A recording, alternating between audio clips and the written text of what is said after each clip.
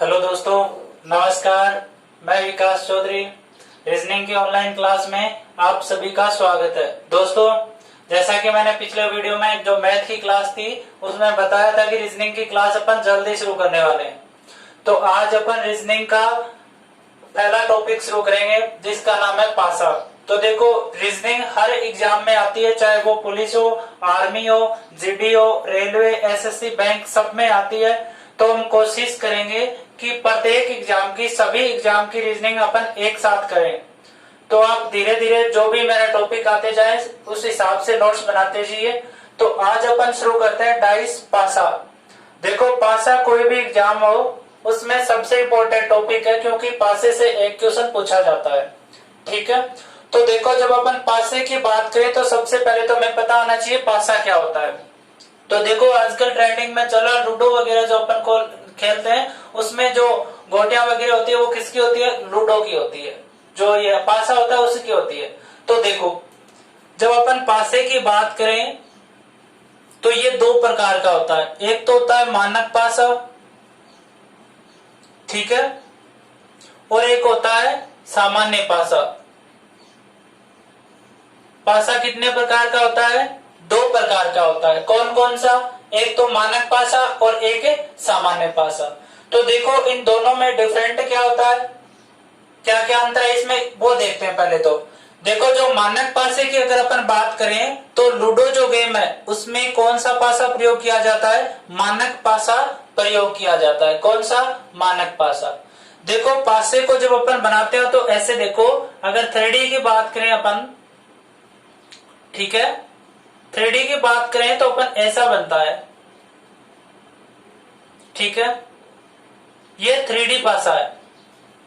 और अगर 2D की अपन बात करें तो अपन सीधा ऐसे भी बना सकते हैं, क्योंकि इसमें केवल कितनी सतह दिखती है? 3 सतह दिखती है 2D के अंदर। और 3D के अंदर जो दिखेगा उसमें पूरा पासा दिखेंगे, जितने भी फलक होंगे वो सबके सब दिखेंगे।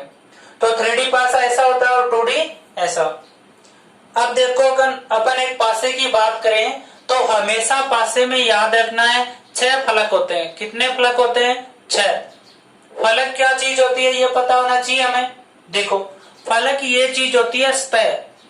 अपन फलक को सतह भी कह सकते हैं, सरफेस, फर्श, कुछ भी बोल सकते हैं। तो ये वाली जो जगह है ना, देखो, ये एक परत, इसको अपन क्या कहते हैं? सतह। ये वाली पूरी ये एक सतह, एक ये सतह हो गई पूरी, कितनी हो गई? 2। एक ये हो गई पूरी, कितनी हो गई? 3। तो इसके सामने भी एक, इसके भी एक पीछे सामने है और इसके भी एक आगे सामने है। तो कितने फलक हो गए टोटल? 6। फलक क्या चीज होती है? ये जो सतह होती है पूरी, वो क्या होती है? फलक। ठीक है, कितने होते हैं? 6। उसके बाद अपन बात करें तो इसमें होते हैं 8 कोने। क्या होते हैं? 8 कोने या कॉर्नर। कोने का मतलब देखो, ये एक कोना तो ये हो गया, एक ये हो गया 2, एक ये 3 और एक ये 4। अब बताओ, 4 कोने तो ये हो गए, एक 5, 6, 7, 8। तो कोने एक पासे में कितने होते हैं? 8 होते हैं। और कोना क्या चीज होती है? जहां पे ये जो पासे की जो सतह है ना आपस में मिलती है ना, देखो, ये सतह और एक ये सतह दोनों मिल रही है ना यहाँ पे, फिर एक पीछे वाली भी तो यहीं पे मिलेगी। तो ये जो कोने होते हैं ये फलक में या पासे में कितने होते हैं? 8 होते हैं। फलक कितने होते हैं? 6। फलक का मतलब क्या है? सतह। ठीक है, उसके बाद में देखो, बारी आती है किनारों की। किनारे कितने होते हैं? तो देखो, एक पासे में 12 किनारे होते हैं। कितने किनारे? 12। देखो, किनारा ये होता है ऐसा, एक ये हो गया, 2, 3, 4, 1, 2, 3, 4। आगे बात समझ में? तो पासे में देखो, एक तो ये हो गया, एक ये हो गया 2, एक ये 3, एक ये 4। लाइन जो है ये क्या है? किनारे।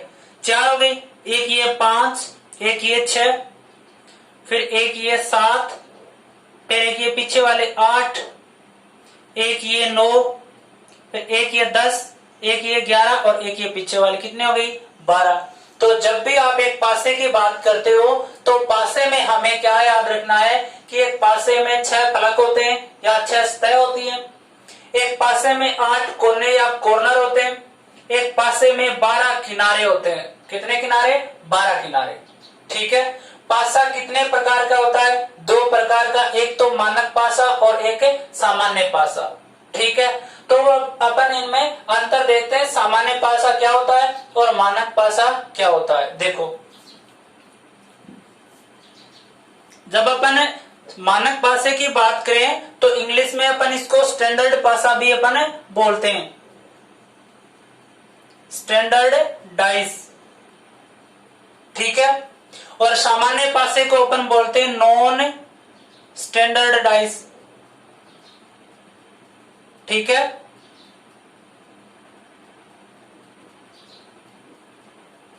तो देखो, जब आप मानक पासे की बात करते हो तो मानक पासा जो आप लूडो गेम खेलते हो उसमें मानक पासा ही प्रयोग में किया जाता है। तो देखो मानक पासा, देखो जैसे अपन बात करें, एक ये पासा दिया है हमें, इस पे अंक दिए 1 2 3।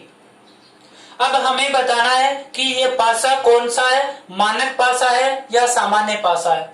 तो देखो मानक पासे में, एक मानक पासे में विपरीत स्तहों के अंकों का योग हमेशा 7 होता है। क्या पहचान है एक मानक पासे की? कि जो भी विपरीत सतह होंगी, मतलब उल्टी, जो एक दूसरे के विपरीत जो फलक होती है, जैसे ए के विपरीत हम कहें बी, तो इन दोनों का योग जो होगा वो हमेशा कितना होगा? 7 होगा।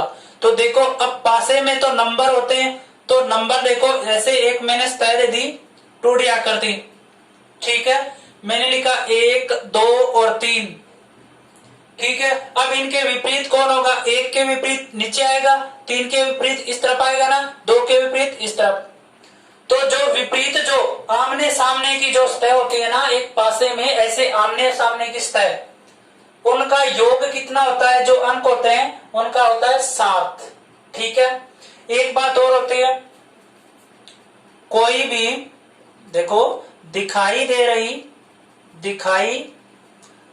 रही स्तहों में कोई भी दो स्तहों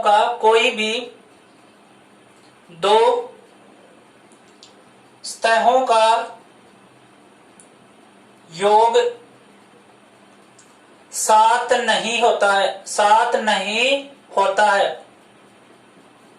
2 शर्त है। देखो, पहली तो एक स्टैंडर्ड पासा या मानक पासा होने के लिए एक शर्त है कि जो भी विपरीत अंक है या जो भी आमने सामने की जो सतह है उनके अंकों का योग 7 होना चाहिए। दूसरी बात, जो आपको सतह दिखाई दे रही है 3, वो उन सतहों का 3 या पूरी दिखाई दे रही है, तो जो सतह ना, कोई भी 2 सतह अगर आप लेते हो, उन दोनों सतहों का योग कभी भी 7 नहीं होना चाहिए जो आपको दिख रही है, उनमें से कोई भी 2। ठीक है। तो देखो समझो इस चीज, इन दोनों बातों को। जैसे मैं एक पासा लेता हूं, ये पासा है मेरे पास, सतह इनकी, अंक है इस पर 1 2 और 3। ठीक है। मेरे को बोला गया 1 के विपरीत कौन होगा, तो सबसे पहले तो हमें पता करना है इसमें ये मानक पासा है या सामान्य पासा। तो देखो, जब अपन इसमें बात करें तो स्टैंडर्ड पासा या मानक पासे की हमारे पास शर्त है कि एक मानक पासे में विपरीत स्तहों का योग 7 होना चाहिए, तो इसमें वो तो अपन बता नहीं सकते। दूसरी बात दे रखी है कि जो दिखाई दे रही है सतह, ये जो सतह दिखाई दे रही है आपको, इसमें जो भी कोई भी 2 सतह ले लो, चाहे आप 1 और 2 को ले लो या 1 और 3 को ले लो, चाहे 3 और 2 को ले लो, जब आप इनको जोड़ोगे तो योग कितना नहीं आना चाहिए? 7 नहीं आना चाहिए।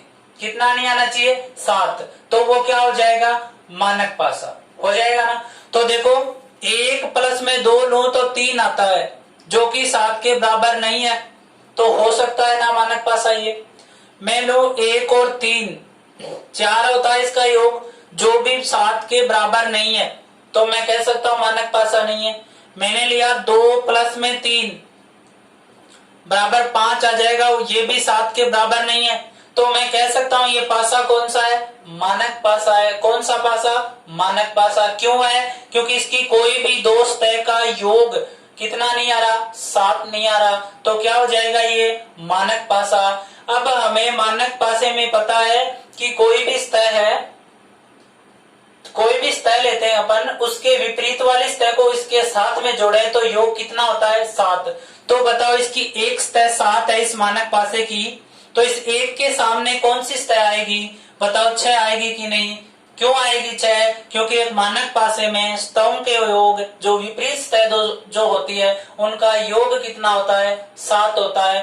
तो एक के विपरीत 6 होगा तभी तो 7 योग आएगा ना विपरीत सतहों का, तो एक के विपरीत क्या होगा, 7।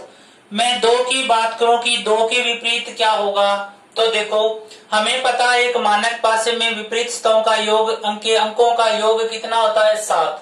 तो बताओ ये 2 है यहाँ पे, तो 2 के सामने कौन आना चाहिए, 5 आना चाहिए ना। क्यों आना चाहिए 5, क्योंकि 5 और 2 का योग ही 7 हो सकता है और कोई संख्या का नहीं हो सकता ना।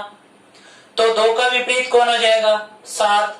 फिर हम बात करें 3 की, 3 के विपरीत कौन होगा, तो हमें पता है कि 3 के विपरीत वो सतह आएगी जिसको 3 में जोड़ने पर योग 7 हो जाए, तो 3 के विपरीत क्या आ जाएगा, 4, और इनका योग कितना हो जाएगा, 7 हो जाएगा।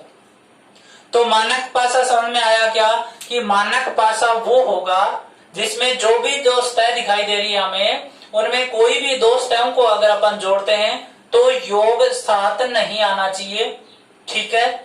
और एक शर्त और है कि मानक पासा जो होता है उसमें जो विपरीत सतह और एक सतह को जोड़ें तो उनका योग कितना आना चाहिए, 7 आना चाहिए, तभी क्या होता है वो एक मानक पासा होता है, एक स्टैंडर्ड डाइस होता है। आगे क्या बात समझ में, एक मानक पासे की। अब अपन सामान्य पासे की बात करें या नॉन स्टैंडर्ड पासे की बात करें, तो देखो नॉन स्टैंडर्ड पासे में क्या होता है, इसमें होता है देखो दिखाई देने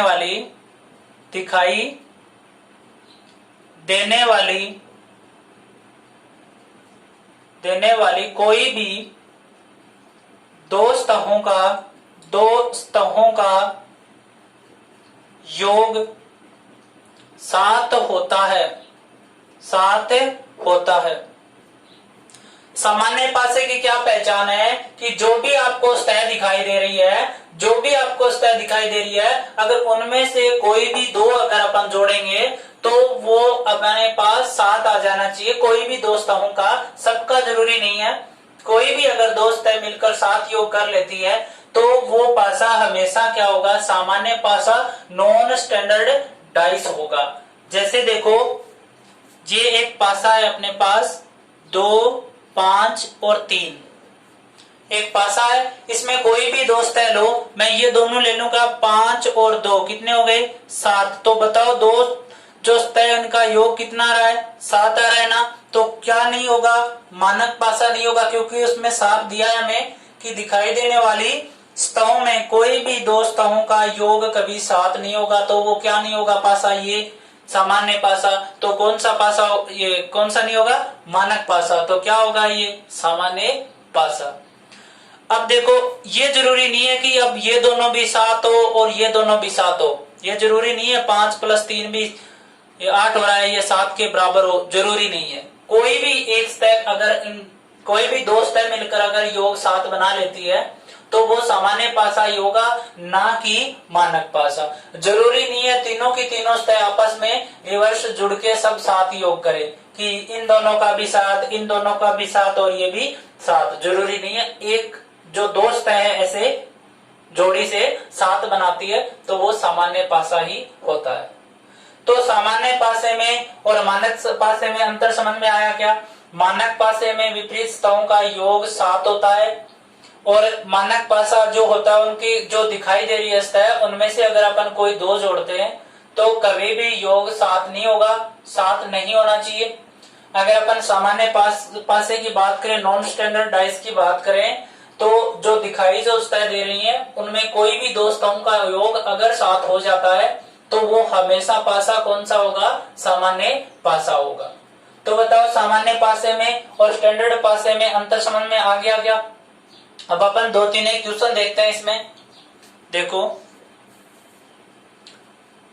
मैं एक पासा देता हूं आपको, वो बताना है कि वो कौन सा पासा है, सामान्य पासा है या मानक पासा है। तो देखो मैंने ये पासा दे दिया आपको, एक 3, 4 और 5, ठीक है। अब बताओ कौन सा पासा है, ये मानक है या सामान्य? अब बताओ मानक पासे की शर्तें क्या है कि जो भी सतह दिखाई दे रही है आपको, उनमें से कोई भी दो सतहों का योग क्या नहीं होना चाहिए, 7 नहीं होना चाहिए। और सामान्य पासे की क्या शर्त है कि जो भी सतह दिखाई दे रही है उनमें कोई भी दो सतहों का योग अगर 7 आ जाता है तो वो पासा कौन सा, सामान्य पासा। तो देखो मैं 5 और 3 लूं तो कितना योग आ रहा है, 8, जो कि 7 के बराबर नहीं है। तो ये कौन सा हो सकता है, मानक पासा हो सकता है। लेकिन सामान्य पासे की अपन कह नहीं सकते, सामान्य भी हो सकता है। फिर मैंने लिया 5 और 4, दो सतह लेनी है ना, कितना योग आया, 9। यहां तक भी ये कौन सा पासा हो सकता है, मानक भी हो सकता है और सामान्य भी। लास्ट ये दोनों बची ना, तो 3 प्लस में 4 कितना योग आ गया, 7। हमें पता है कि कोई भी दो जो दिखाई सतह दे रही है उनका योग अगर 7 हो जाता है तो वो सामान्य पासा होगा और मानक पासा कभी नहीं हो सकता। तो बताओ ये पासा कौन सा हो गया, सामान्य पासा। क्यों हुआ, क्योंकि जो दिखाई जो सतह दे रही है उन दो सतहों का योग कितना आ रहा है, 7 आ रहा है। इस वजह से ये कौन सा पासा है, सामान्य पासा है। आगे क्या बात समझ में और लो। देखो कोई भी उदाहरण, जैसे आपके पास आता है, देखो ये आकृति है 1, 5 और 3, ठीक है। इसमें बताना है आपको कि मानक पासा है या सामान्य पासा है। पहचान हमें होनी चाहिए कि मानक पासा क्या चीज होती है और सामान्य पासा क्या चीज, तभी अपन पासे के क्वेश्चन कर पाएंगे। तो देखो हम योग से ही बता सकते हैं कि ये मानक है या सामान्य। तो दो सतह लो, 1 और 5 कितना हो गया, 6। तो योग 7 नहीं बैठ रहा, इसका मतलब है मानक पासा हो सकता है और सामान्य भी हो सकता है क्योंकि आगे और भी सतह है। तो 5 प्लस 3 कितने हो गए, 8। सामान्य भी हो सकता है और मानक भी और हो सकता है, क्यों, क्योंकि एक सतह बाकी है ना। तो मैंने लिया 1 और 3 कितना आ गया, 4। तो बताओ जो भी सतह दिखाई दे रही थी हमें, उनमें तीनों की जोड़ी बना ली ना, और कभी भी हमारे पास क्या नहीं आया, योग 7 नहीं आया।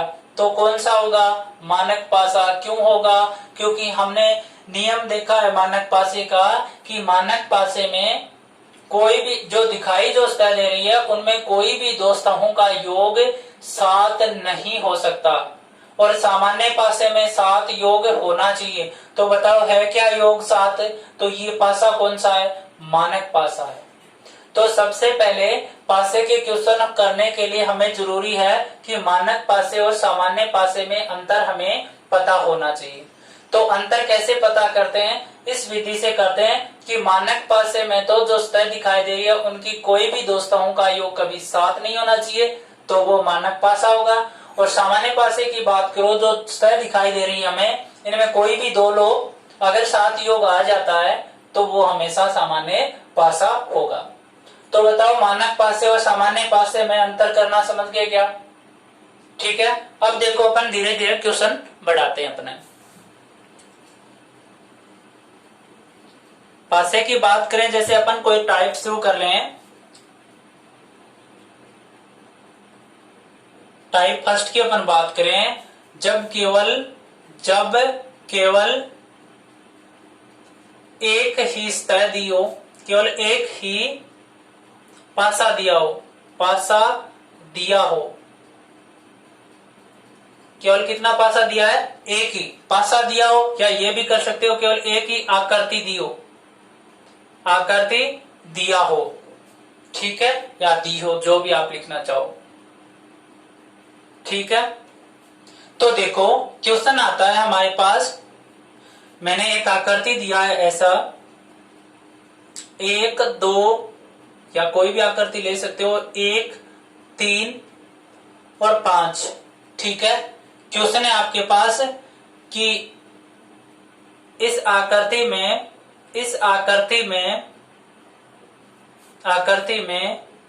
1 के विपरीत कौन सी फलक होगी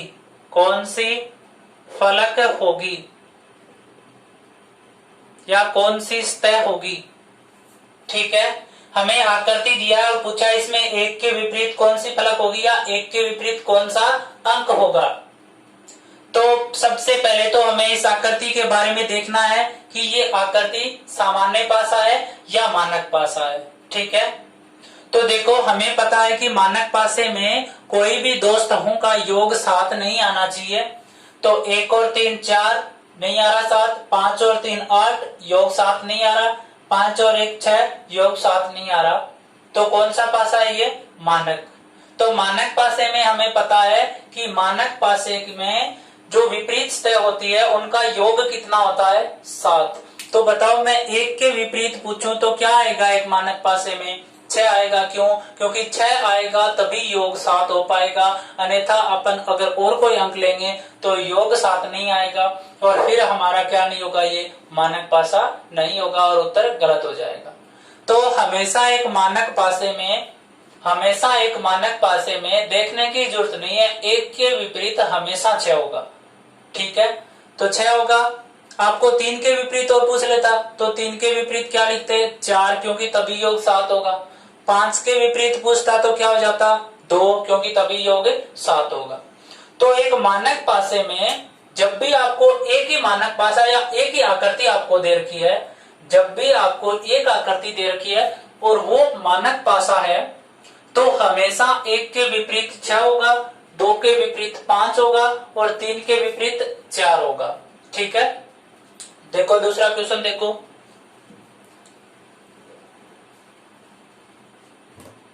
कोई भी आकृति अपने पास आ सकती है, जैसे 2 4 और 1। ठीक है, हमें बताना है कि 2 के विपरीत क्या है, 4 के विपरीत क्या होगा और 1 के विपरीत क्या होगा। दी गई आकृति में 2 4 और 1 के विपरीत कौन से अंक होंगे या कौन सी सतह होंगी। ठीक है, तो सबसे पहले तो पहचान करो ये आकृति जो है ये मानक पासा है या सामान्य पासा। तो 2 स्तंभों का योग 4 2 6 7 नहीं है, 2 और 1 3 7 नहीं है, 4 और 1 5 7 नहीं है। इसका मतलब कौन सी आकृति है? मानक पासा। तो हमें मानक पासे का पता है कि विपरीत स्तंभ का योग 7 होता है। तो देखो 2 के विपरीत कौन होगा? 5, 4 के विपरीत कौन होगा? 3, 1 के विपरीत क्या होगा? 6। सीधा सा ये मैंने बता दिया कि मानक पासे की अगर आप जब बात करते हो और आकृति आपको एक दे रखी है तो हमेशा 1 के विपरीत 6, 3 के विपरीत 5 और 2 के विपरीत 3 के विपरीत 4 और 2 के विपरीत 5 होगा। क्यों? क्योंकि योग 7 करना होता है। तो बताओ ऐसा कोई क्वेश्चन आता है तो कर दोगे ना, जब एक ही आकृति आपको दी गई हो। ठीक है, अब अपन 2 आकृति वाला क्वेश्चन करते हैं। ठीक है, देखो जब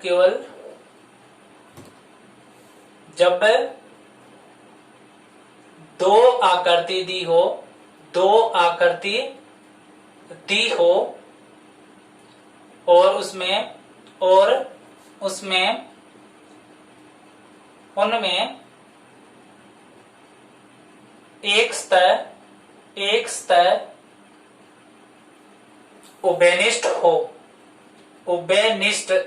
हो। ठीक है, टाइप है अपना दूसरा कि जब 2 आकृति आपको दे रखी हो और उनमें एक सतह क्या दे रखी हो? उभयनिष्ठ। उभयनिष्ठ का मतलब क्या होता है? कॉमन। कॉमन मतलब दोनों में सेम होना। उभयनिष्ठ का मतलब तो यही है कि मेरे पास एक जैसा पेन है वो आपके पास भी हो, तो हमारे साथ में क्या हो जाता है? उभयनिष्ठ पेन हो जाता है। ठीक है, तो देखो क्वेश्चन से समझते हैं इसको अपन। ठीक है, कोई भी आपको आकृति दे रखी है, 2 देनी है ना इस बार, तो 1 2 और 3 और फिर ये दे दिया आपको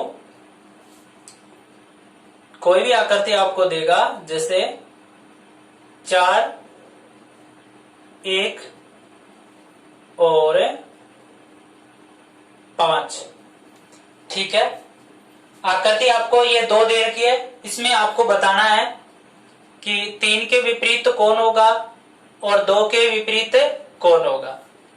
क्वेश्चन आया आपके पास कि दी गई आकृति में 3 और 2 के विपरीत कौन से अंक होंगे, ठीक है। आकृति 2 बताया मैंने और उनमें एक उभयनिष्ठ सतह भी बोला है। तो उभयनिष्ठ का मतलब क्या है, दोनों में सेम इक्वल होनी चाहिए। तो देखो इसमें भी 1 है और इसमें भी 1 है, तो बताओ एक एक सतह जो है वो उभयनिष्ठ हो गई ना, 2 आकृति हो गई ना। अब इसमें हमें विपरीत अंक बताना है, किसका, 3 का और 2 का। तो देखो जब ऐसे क्वेश्चन आते हैं तो सबसे पहले क्या करना है कि जो उभयनिष्ठ सतह है ना, उनको आप एक बार ध्यान से देखो, ठीक है। उनको पकड़ लो आप, एक को इधर वाले को भी और इधर वाले को भी, ठीक है। और फिर क्या करना होता है, जैसे जैसे आपकी घड़ी चलती है उस तरफ चलते जाओ, ठीक है। तो इस पासे में मैंने 1 ले लिया, 1 के विपरीत इस तरफ भी 1 दे दिया, ठीक है। अब एक घड़ी ऐसे ही तो चलती है, तो 3 पर आ गई, तो यहाँ पे भी 3 पर आ गई, 1 से 3 पे आ गई। इधर जाओ, 1 यहाँ पे है ना, तो घड़ी ऐसे ही तो चलेगी। तो 1 से निकल के कहां पे आ गई, 5 पर आ गई। तो देखो 1 से निकल के 5 पर आ गई, फिर यहां से वापस चली है, 2 पर आ गई। तो ये लो, इधर भी 5 से किस पर आ जाएगी, 4 पे आ जाएगी। तो 5 से 4 पे आ जाएगी। तो 3 के विपरीत क्या आ गया, 5 आ गया, और 2 के विपरीत क्या आ गया, 4 आ गया। 3 के विपरीत 5 और 2 के विपरीत 4। क्वेश्चन में भी यही पूछा है, 3 के विपरीत क्या है और 2 के विपरीत क्या है, ठीक है। अब ऑटोमेटिक एक ही तो बचा, तो सीधी सी बात है, 1 के विपरीत क्या हो जाएगा, 6 हो जाएगा। क्या हो जाएगा, 6, ठीक है। तो देखो जब भी आपको ऐसे क्वेश्चन आपको मिलते हैं, जब भी आपको ऐसा 2 आकृति वाला क्वेश्चन पूछता है, ठीक है, और उसमें एक सतह अगर आपको उभयनिष्ठ दे रखी हो, जब भी एक सतह आपको उभयनिष्ठ दे रखी हो, तो सबसे पहले जो भी उभयनिष्ठ सतह है उनको आमने सामने लिख लो, ठीक है। उसके बाद में दोनों ही आकृतियों में जो उभयनिष्ठ सतह है उनसे घड़ी की दिशा में आप चलते रहो, जैसे घड़ी चलती है वैसे ही चलते रहो। तो यहां से घड़ी की दिशा में 1 से चलूंगा तो 3 आएगा, फिर 2 आएगा, तो 1 तो ये है ही, फिर 3 आया, फिर 2 आया, ठीक है। ऐसे ही दूसरी आकृति में देखो, 1 यहाँ पे है, लिख दिया, 1 से फिर 5 आया, 5 से 4 आया, तो 1 से 5 आया, फिर 4 आया। जो भी अंक सामने है वो एक दूसरे के क्या हो जाएंगे, विपरीत अंक हो जाएंगे। तो 3 के विपरीत 5 हो जाएगा, 2 के विपरीत 4 हो जाएगा। बताओ समझ में आया क्या, किस तरफ चलना है, घड़ी की दिशा में चलना है। जैसे घड़ी चलती है उसी प्रकार हमें भी चलना है। कब चलना है, जब 2 आकृति दे रखी हो और उनमें एक सतह हमें क्या दे रखा हो, कॉमन दे रखा हो, उभयनिष्ठ दे रखा हो। तो जो कॉमन जो सतह है उनको एक बार आप लिख लो आमने सामने, उसके बाद घड़ी की दिशा में चलते जाओ और आगे लिखते जाओ दोनों तरफ। जो भी आमने सामने हो जाए वो एक दूसरे के क्या आ जाएंगे, विपरीत आ जाएंगे। तो बताओ जब भी आपको 2 आकृति दे रखी हो, एक उभयनिष्ठ दे रखी हो, फिर आपको विपरीत अंक ज्ञात करना पूछे तो ज्ञात हो जाएगा क्या, हो जाएगा ना। एक क्वेश्चन और देखो ऐसा, देखो बिल्कुल भी आसान है, बस थोड़ा सा समझना है। 2 आकृति और लेता हूं मैं कोई भी, ठीक है। जैसे देखो ये 2 आकृति है, इसमें आपको कोई भी अंक दे रखा है, जैसे 6 दे रखा है, यहाँ पे 3, 2, ठीक है। और मैंने इस तरफ दे दिया 5, ठीक है, और इधर दे दिया 1 और इधर दे दिया 3, ठीक है। 2 आकृति आपको दी है मैंने, इसमें मैंने पूछा है कि ये जो 2 आकृति दी गई है इसमें 5 के विपरीत क्या होगा और 2 के विपरीत कौन सा अंक होगा। क्वेश्चन आपके पास आया है कि दी गई 2 आकृतियों में 5 और 2 के विपरीत कौन सा अंक होगा, ठीक है। तो सबसे पहले ऐसे क्वेश्चन में क्या करना है कि उभयनिष्ठ सतह हमें देखनी है, तो इनमें उभयनिष्ठ सतह कौन सी है, 3 है ना। तो इस 3 को दोनों तरफ लिख दो, इस सतह में भी 3 है और इसमें भी 3 है, ठीक है, फिर क्या करना है हमें, जो उभयनिष्ठ तय जो हमें दे रखी है उनसे घड़ी की दिशा में चलना है। तो 3 से घड़ी की दिशा में ऐसे ही तो चलेगी घड़ी, ठीक है। तो देखो 3 से जब अपन घड़ी की दिशा में चलेंगे किस पर आएगी, 6 पर, फिर किस पर आएगी, 2 पर, ठीक है। हो गया इसका तो काम। अब इस तरफ चलो, 3 यहाँ पे है, 3 से ऐसे ही तो चलेगी घड़ी, किस पर आएगी, 1 पर, फिर 1 से किस पर आएगी, 5 पर, आ गई ना। तो बताओ 6 के विपरीत क्या हो जाएगा, 1, ठीक है। 2 के विपरीत क्या हो जाएगा, 5। तो देखो 1 के विपरीत तो 6 आ गया, 2 के विपरीत 5 आ गया। तो बताओ 3 के विपरीत क्या हो जाएगा, अब 2 ही तो स्तर बची है, 3 और 4, तो ऑटोमेटिक 3 के विपरीत क्या हो जाएगा, 4 हो जाएगा। क्या हो जाएगा, 4। ऊपर क्वेश्चन में पूछा 5 के विपरीत, तो 5 के विपरीत 2 और 2 के विपरीत कौन आ जाएगा, 5, ठीक है। एक ही बात है ना। तो यहाँ पे कोई संख्या आपको चेंज दे देगा, जैसे 1 के विपरीत क्या है, ठीक है। तो 1 के विपरीत क्या होगा, 6, 2 के विपरीत 5 और 3 के विपरीत 4।